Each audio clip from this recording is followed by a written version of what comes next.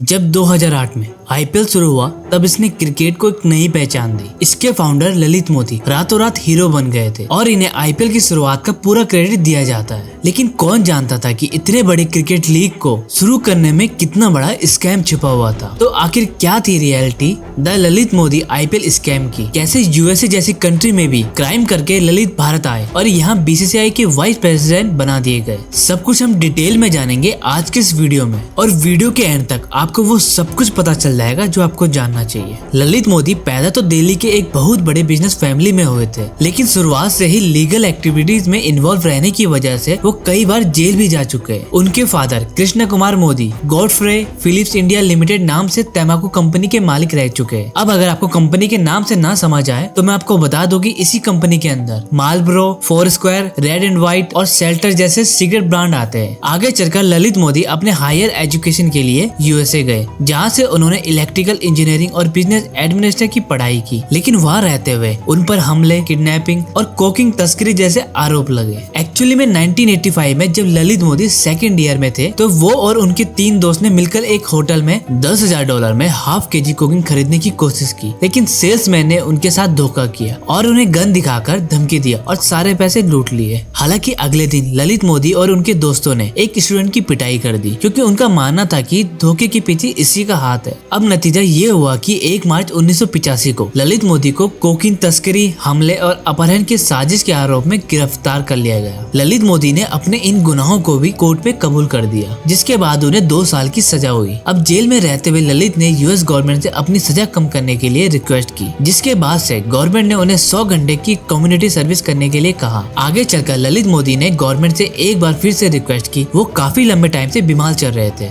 इसलिए उनकी फैमिली ने उनको इंडिया वापस जाने दिया और फिर यूएसए गवर्नमेंट के द्वारा इस रिक्वेस्ट को एक्सेप्ट कर लिया गया। जिसके बाद ललित 1986 में भारत वापस आ गए। अब इंडिया आकर उन्होंने अपनी फैमिली बिजनेस ज्वाइन कर ली, लेकिन अपने ही बिजनेस में उनका मन नहीं लगता था और यही वजह थी कि 1993 में उन्होंने फैमिली ट्रस्ट के पैसों का इस्तेमाल करके मोदी एंटरटेनमेंट को स्टेबलाइज किया। मोदी एंटरटेनमेंट नेटवर्क ने फैशन टीवी सहित भारत में डिज्नी के कुछ कंटेंट को ब्रॉडकास्ट करने के लिए वॉल्ट डिज्नी पिक्चर के साथ में 10 साल के लिए हाथ मिलाया। लेकिन जब कॉन्ट्रैक्ट का टाइम पीरियड खत्म हो गया तब उन कंपनी ने दोबारा से ललित मोदी के साथ काम करने से साफ इनकार कर दिया, क्योंकि उन पर आरोप लगाए गए कि वो ट्रांसपेरेंसी के साथ काम नहीं करते। इसके बाद से इस बिजनेस में फेल होने के बाद से ललित ने 2002 में ऑनलाइन गैम्बलिंग में एंट्री ले ली, क्योंकि इस साल सरकार ने ऑनलाइन गैम्बलिंग को हरी झंडी दे दी थी। ऐसे में केके मोदी पहली कंपनी थी जिसने फील्ड में अपना कदम रखा था और केरला में 600 नाम की कंपनी की शुरुआत की। लेकिन यहाँ पर भी कई सारे लोगों ने मोदी पर पैसे हड़पने का आरोप लगाया, जिसके बाद 2004 में केरला सरकार ने ही कंपनी पर बैन लगा दिया। अब अपने कई सारे बिजनेस में फेल होने के बाद से ललित मोदी किसी नई अपॉर्चुनिटी की तलाश में थे और इसी दौरान उन्हें रियलाइज किया गया कि इंडिया में क्रिकेट का बहुत ही ज्यादा क्रेज है। अब जब वो यूएस में थे तो वहाँ उन्होंने देखा कि बहुत सारे गेम्स की प्राइवेट लीग हुआ करती है, जिसमें सिटी वाइज टीम बनाकर मैच खेले जाते हैं और ये स्पोर्ट इवेंट वहाँ पर काफी ज्यादा पॉपुलर भी है। यही से ललित मोदी ने दिमाग लगाया कि उन्हें इंडिया में भी क्रिकेट की कोई ऐसी लीग बनाया जाए और अपने आइडिया को लेकर वो बीसीसीआई के पास चले गए, क्योंकि उन्हें पूरा यकीन था कि इस काम के लिए उन्हें परमिशन मिल जाएगी। लेकिन बीसीसीआई ने उनके प्रस्ताव को पूरी तरह से इनकार कर दिया। इसके बाद से ललित मोदी को एक बात समझ में आ गई, अगर क्रिकेट लीग की शुरुआत करनी है तो पहले उन्हें खुद बीसीसीआई पैनल में अपनी जगह बनानी होगी। इसलिए कुछ पॉलिटिकल कनेक्शन की मदद से उन्होंने हिमाचल क्रिकेट एसोसिएशन को ज्वाइन कर लिया। लेकिन उसके अगले साल कुछ अननोन रीजन के चलते ललित मोदी को सस्पेंड कर दिया गया। इसके बाद 2004 में पंजाब क्रिकेट एसोसिएशन के वाइस प्रेसिडेंट बना दिए गए और फिर बाद में वो राजस्थान क्रिकेट एसोसिएशन के भी प्रेसिडेंट बना दिए गए। फिर आया साल 2005 जब शरद पवार को बीसीसीआई का प्रेसिडेंट बनाया गया और कहा जाता है कि शरद पवार को ये पोस्ट दिलाने के लिए ललित मोदी ने खूब स्ट्रेटेजी अपनाई और पर्दे के पीछे भरपूर सपोर्ट किया, जिसके बाद से ये शरद पवार के बहुत ही खास बन गए और इन्हें इसका फायदा ये हुआ, इन्हें इसी साल ही बीसीसीआई का वाइस प्रेसिडेंट बना दिया गया और इसी तरह से ललित मोदी बहुत ही कम समय में अपनी मंजिल तक पहुँच गए, क्योंकि अपने सपने को पूरा करने के लिए वाइस प्रेसिडेंट की पोस्ट ही उनके लिए काफी थी। अब ललित मोदी बीसीसीआई से जुड़ते ही अपने सारे प्लान को एग्जीक्यूट करने लगे, जिसमें पहला था सारे टीम मेंबर का दिल जीतना। इसके लिए उन्होंने अपनी बिजनेस स्किल दिखाना शुरू की, क्रिकेट एड से रिलेटेड बहुत सारे रूल चेंज किए और ऐसे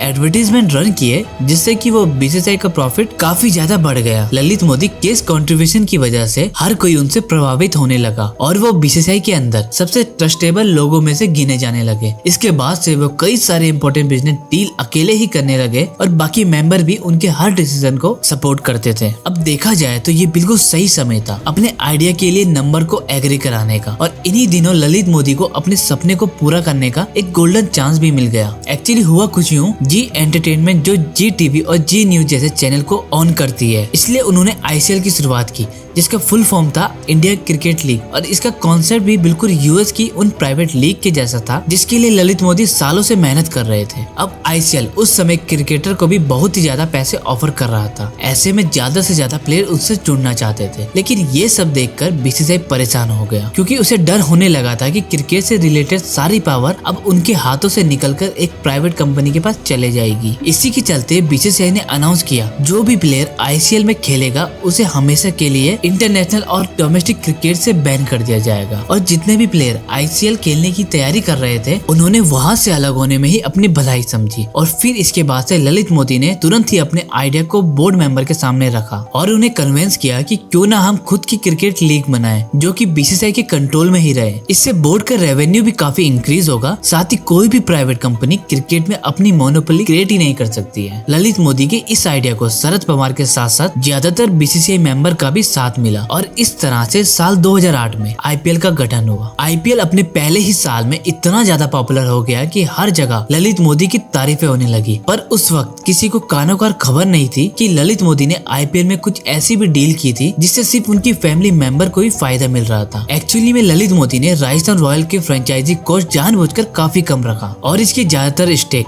अपने साले सुरेश जलाराम को दे दिए। इसके साथ ही कई सारे ऐसी डील भी सामने आई जिनका सीधा सीधा फायदा इनके रिलेटिव या फिर इनके फ्रेंड को पहुंच रहा था। लेकिन 2010 में ललित मोदी ने एक ऐसी बड़ी गलती कर दी कि इनका ये इलीगल प्रॉफिट मेकिंग का तरीका सबके सामने आ गया। असल में उस समय रेंडविज स्पोर्ट वर्ल्ड कंपनी ने कोची तस्कर केरला की दिल जीता था, जिसकी ऑनर थी सुनंदा पुष्कर, जो बाद में शशि तरूर की वाइफ बनी थी। अब कोची तस्कर केरला BCCI को 10% की बैंक गारंटी नहीं दे पाया था, जो हर टीम को देनी पड़ती है, इसलिए एक साल में ही इस टीम को BCCI ने बैन कर दिया। ललित मोदी इस टीम को IPL से नहीं जाने देना चाहती थी, ऐसे में वो इससे जुड़े हुए डॉक्यूमेंट पर साइन नहीं कर रहे थे और लगातार BCCI के वकीलों और टीम के मालिकों को कोई ना कोई बहाना बनाकर वापस लौटा देते थे। एक हफ्ते में 9 से भी ज्यादा मीटिंग हो चुकी थी, पर मामला वहीं का वहीं रुका हुआ था। हालांकि बाद में टीम के काफी प्रेशर बनाने पर ललित मोदी को रात 3 बजे कोची तस्कर के कागजों पर साइन करना पड़ा। लेकिन साइन करने के बाद ललित मोदी पूरी तरह से जला गए थे, जिसके बाद उन्होंने एक के बाद एक कई सारे ट्वीट कर डाले और कोची तस्कर जो एक डिस्क्लोज डील थी उसे पब्लिकली रिवील कर दिया। साथ ही उन्होंने शशि तरूर पर अपनी पावर का गलत इस्तेमाल करने का आरोप लगाया, जिसके चलते तरूर पर करप्शन के चार्जेस लगाए गए और उन्हें अपने मिनिस्ट्री और एक्सटर्नल अफेयर के पद से इस्तीफा तक देना पड़ा। इसके बाद से ललित मोदी की सारी इलीगल एक्टिविटीज एक एक करके बाहर आने लगी और उन पर मनी लॉन्ड्रिंग सहित 22 अलग अलग चार्जेस लगाए गए और जांच पर इन आरोपों को सही पाया गया और 2013 में BCCI ने उन्हें हमेशा के लिए बैन कर दिया गया। ललित मोदी पर जो सबसे बड़ा आरोप लगा था वो वर्ल्ड स्पोर्ट ग्रुप से रिलेटेड था। एक्चुअली में 2008 में BCCI ने IPL के सारे broadcasting right Singapore based sports marketing agency WSG को 10 साल के लिए दे दिए थे, लेकिन WSG ने सोनी को मेन ब्रॉडकास्टर बना दिया। इसके लिए सोनी ने उन्हें 425 करोड़ दिए थे। यहाँ पर पंगा ये था कि इसमें से काफी सारे पैसे ललित मोदी की कंपनी को डायरेक्ट ट्रांसफर किए गए थे। अब जब ललित मोदी को लगा कि अब बचने का कोई रास्ता नहीं है, तो वो देश छोड़कर लंदन भाग गए और बाद में उनके खिलाफ काफी सारे वारंट भी निकाले गए, लेकिन वो इंडिया कभी वापस नहीं आए। आज लंदन में उनका आलीशान महल जैसा घर है, जो कि 7000 स्क्वायर फीट में फैला हुआ है और पूरे ऐशो आराम के साथ वो अपनी लाइफ बिंदास जी रहे हैं और आज भी हर साल करोड़ों रुपए अपने बिजनेस से कमा रहे हैं। और इसी के साथ आप जानना चाहते हो कि कैसे मनमोहन सिंह ने भारत को बैंकक्रप्टी से बचाया था, तो आप इस वीडियो को देख सकते हो। मिलते हैं नेक्स्ट वीडियो में, तब तक के लिए जय हिंद जय भारत।